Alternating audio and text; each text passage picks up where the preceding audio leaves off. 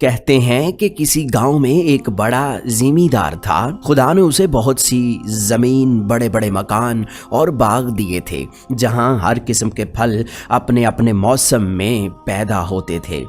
گائے اور بھینسوں کے علاوہ اس کے پاس ایک اچھی قسم کا بیل اور ایک عربی گدھا بھی تھا۔ بیل سے کھیتوں میں ہل چلانے کا کام لیا جاتا اور گدھے پر سوار ہو کر زمیندار ادھر ادھر سیر کو نکل جاتا۔ ایک بار اس کے پاس کہیں سے گھومتا پھرتا ایک فقیر نکل آیا۔ زمیندار ایک رحم دل آدمی تھا۔ اس نے فقیر کو اپنے ہاں ٹھہرایا، اس کے کھانے پینے اور آرام سے رہنے کا بہت اچھا انتظام کیا۔ 2-4 دن بعد جب وہ فقیر وہاں سے جانے لگا تو اس نے زمیندار سے کہا، چودھری، تم نے تو میری جو خاطرداری کی ہے میں اسے کبھی نہیں بھولوں گا۔ تم دیکھ رہے ہو کہ میں ایک فقیر ہوں، میرے پاس کوئی ایسی چیز نہیں جو تمہاری خدمت میں پیش کروں۔ ہاں، میں جانوروں اور حیوانوں کی بولیاں سمجھ سکتا ہوں۔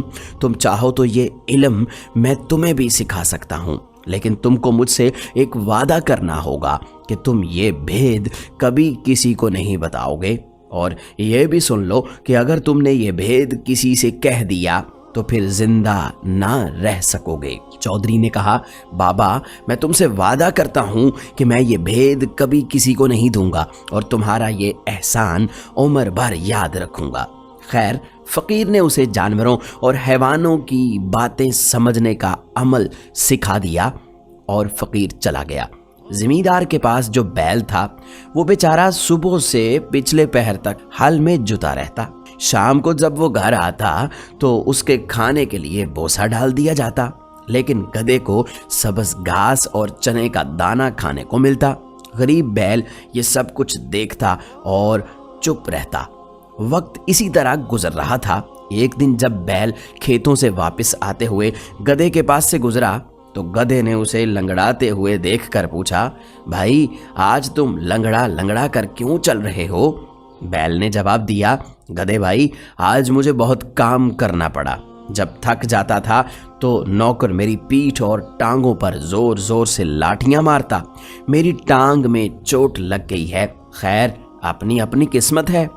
گدھا چپ رہا اور بیل اپنے تھان کی طرف چلا گیا۔ جہاں بیل کو باندھا جاتا تھا وہاں پر زمیندار کو اپنے نوکر کے لیے گھر بنوانا تھا۔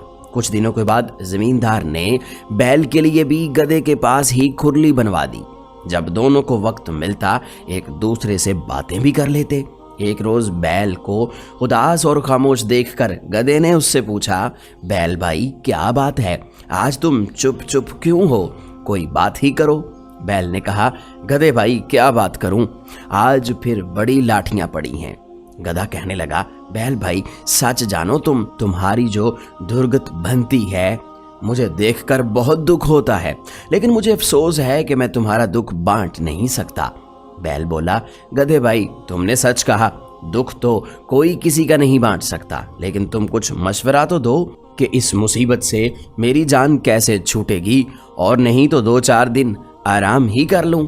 گدھے نے کہا، ایک ترکیب میری سمجھ میں آئی ہے، اس پر عمل کرو گے تو 5-7 روز کے لیے تو بچ جاؤ گے۔ کہو تو بتاؤں؟ بیل بولا، نیکی اور پوچھ پوچھ کر بتاتے ہو، کیا ترکیب ہے بتاؤ مجھے۔ گدھے نے بتایا، تم یہ کرو کہ جب ہل والا تمہیں ہل میں جوتنے کے لیے لینے آئے تو تم آنکھیں بند کر کے کھڑے ہو جانا۔ وہ تمہیں کھینچے تو تم 2 قدم چلنا اور ٹھہر کر گردن ڈال دینا۔ پھر بھی اگر اسے رحم نہ آئے تو کھیت پر لے ہی جائے تو کام نہ کرنا اور زمین پر بیٹھ جانا۔ کیسا ہی مارے پیٹے، ہرگز نہ اٹھنا، گر گر پڑنا۔ پھر وہ تمہیں گھر لے آئے گا، گھر لا کر تمہارے آگے چارہ ڈالے تو کھانا تو ایک طرف رہا، تم اسے سونگنا تک نہیں۔ گھاس دانا نہ کھانے سے کمزوری تو ضرور آ جائے گی، مگر کچھ دن آرام بھی مل جائے گا، کیونکہ بیمار جانور سے کوئی محنت نہیں لیا کرتا۔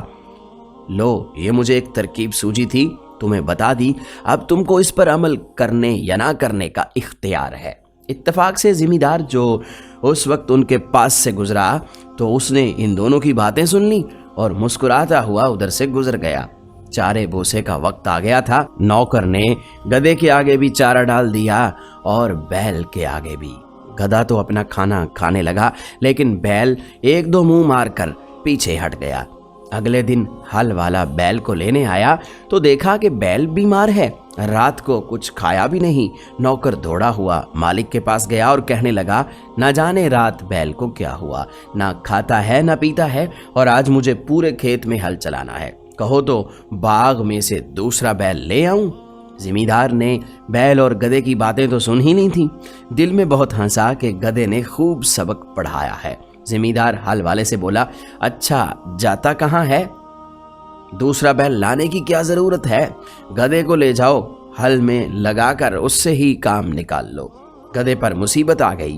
पहले तो दिन भर थान पर खड़े खड़े घास खाया करता था, अब जो सुबह से हल में जुता तो शाम तक सांस लेने की मोहलत न मिली। दुम भी मरोड़ी हो गई, डंडे भी पड़े। सूरज डूबने के बाद जब गधा लौटकर अपने थान पर आया तो बैल ने उसका बहुत शुक्रिया अदा किया और कहने लगा, भैया तुम्हारी मेहरबानी से आज मुझको ऐसा सुख मिला कि सारी उम्र कभी नहीं मिला था, खुदा तुमको खुश रखे। गधा कुछ ना बोला। वो इस सोच में था कि अगर 2-4 दिन यही हाल रहा तो मेरी जान ही चली जाएगी। अच्छी नेकी की है कि अपने आप को मुसीबत में डाल दिया है। दूसरे दिन फिर हल वाला गधे को ले गया और शाम तक उसे हल में लगाए रखा। जब गधा थका हारा वापस आया तो बैल ने फिर उसका शुक्रिया अदा किया और खुशामद की बातें करना चाही। गधा कहने लगा, मियाँ इन बातों को रहने दो, आज मैंने मालिक की जुबान से एक ऐसी बुरी खबर सुनी है कि मेरे रोंगटे खड़े हो रहे हैं, खुदा तुमको अपनी हिफाजत में रखे। बैल ने कान खड़े करके पूछा, गधे भाई सुनाओ तो, मेरा तो दिल धड़कने लगा है। गधा बोला, क्या सुनाऊं? मालिक हल वाले से कह रहा था कि अगर बैल ज्यादा बीमार हो गया है और उठने के काबिल नहीं रहा तो कसाई को बुलाकर उस पर छुरी फिरवा दो। बैल कसाई के नाम से कांप उठा और कहने लगा, फिर तुम क्या मशवरा देते हो?